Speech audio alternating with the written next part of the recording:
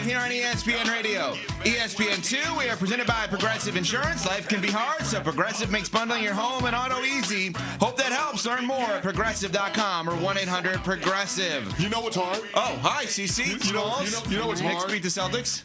Hey, listen, I appreciate both of you for holding me down when I'm out on paternity leave.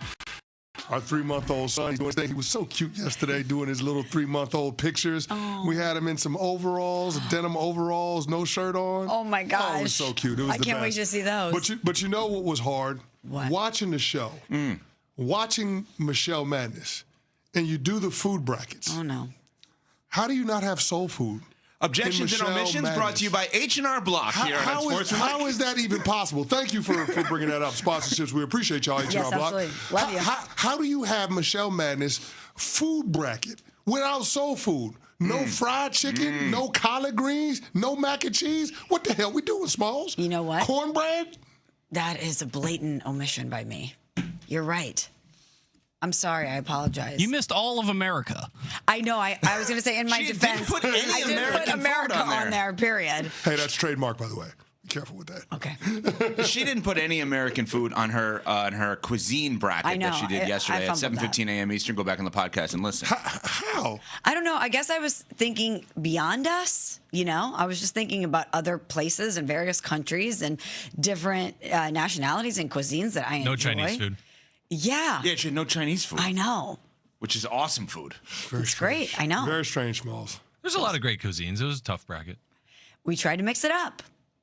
Take it up with the selection committee. You are the selection committee. Right? He did take it up with the selection committee. That is exactly what he did. He did not blame Off the top of the show, I had to bring it up. It was an egregious miss. Taking us and behind you the don't curtain, miss. Evan. That's the thing. You are my accountability partner. know. I go to you for objections and omissions. You're the one that sees the forest through the trees. I just don't understand how you didn't have that one on there. Even players mess up too, okay? That's fair. You're not a player. There's a committee. Like, this is like, he didn't blame Player is Auburn. the essence of a player. But he didn't blame Auburn for getting left out of the tournament. He blamed the selection committee for leaving Auburn out. You're the Auburn in this case. You're going to win the NIT maybe in this case. Oh, my goodness. 112-106. The Knicks beat the Celtics.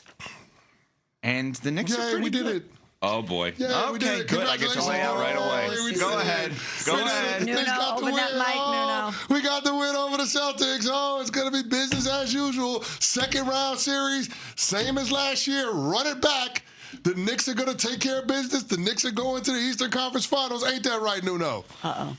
You know, Canty, I was going to say I missed you, but I'm not going to lie. Like, coming here, trying to start trouble already. You know, I said this to Evan, and I think most Knicks fans feel this way. They want the Celtics in the second round. That might be my naive or whatever, but the reason they want the Celtics is, A, I think, obviously they match up well. B, Jalen Brown for the last year plus has tried to make himself like this villain towards the Knicks fans, right? Like he's always running off at the mouth about Knicks fans and things of that nature.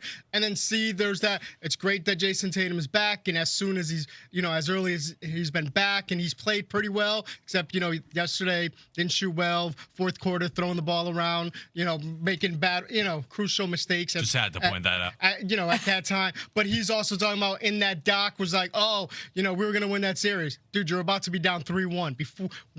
Right when you got hurt, you were down 9 with 3 minutes left in the game. So there's been a lot of the Celtics have gone out of the way to discredit the Knicks, and I think that's why Knicks fans want them. I'm more worried about the Pistons than I am the Celtics. Whoa, Clip that is so Clip disrespectful. that clip. Nuno, are you serious? Are you serious?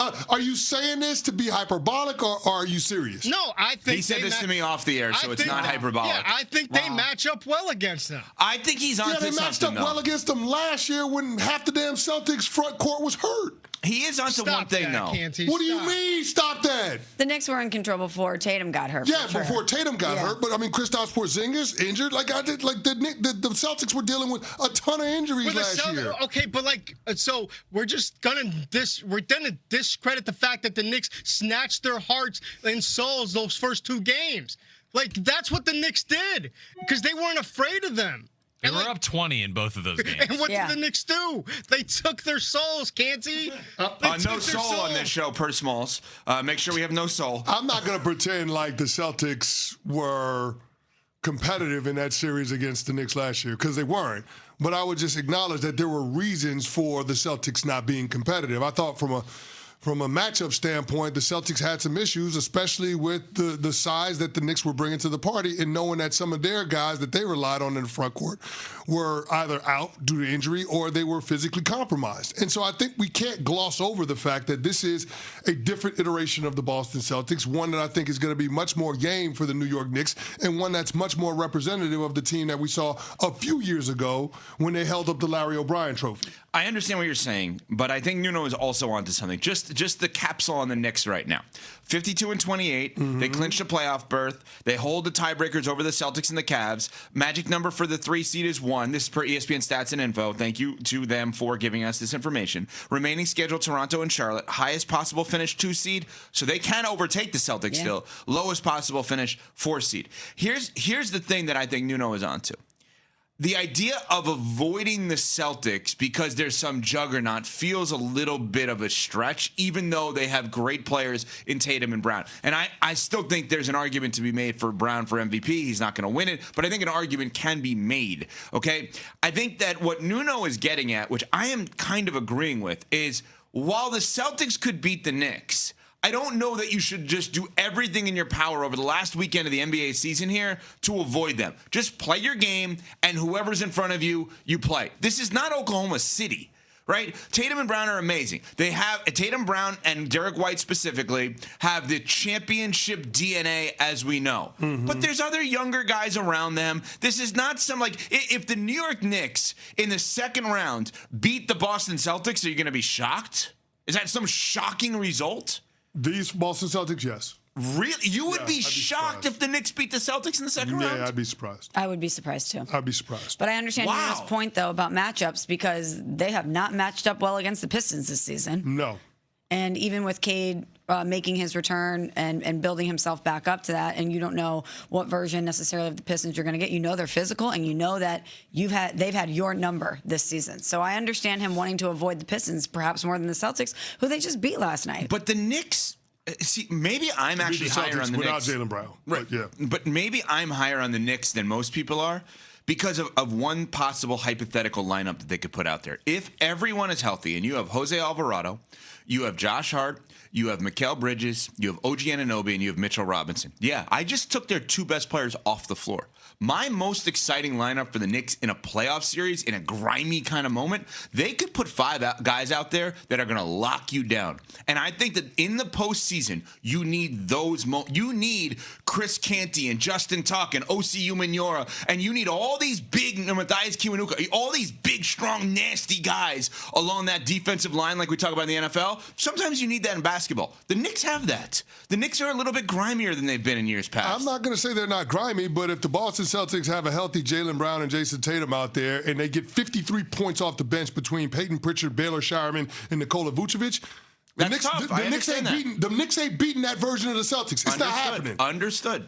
But again, 2 huge statements have been made already through 9 minutes of our 3. Smalls hates soul food, but 3 statements, right?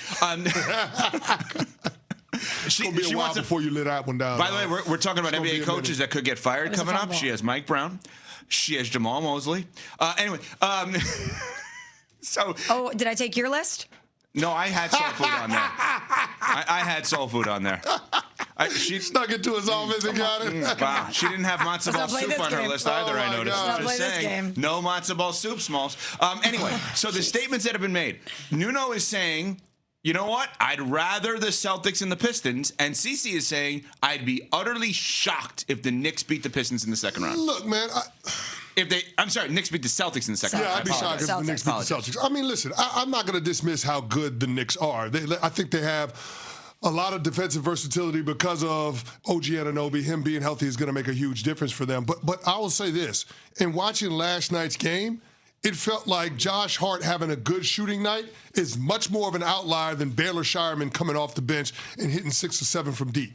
Well, I think Josh Hart would even agree with you. Yeah, exactly. I mean, Josh Hart hit 5 threes last night. I mean, 2 in the final minute with the shot clock inside 5 seconds. He was awesome.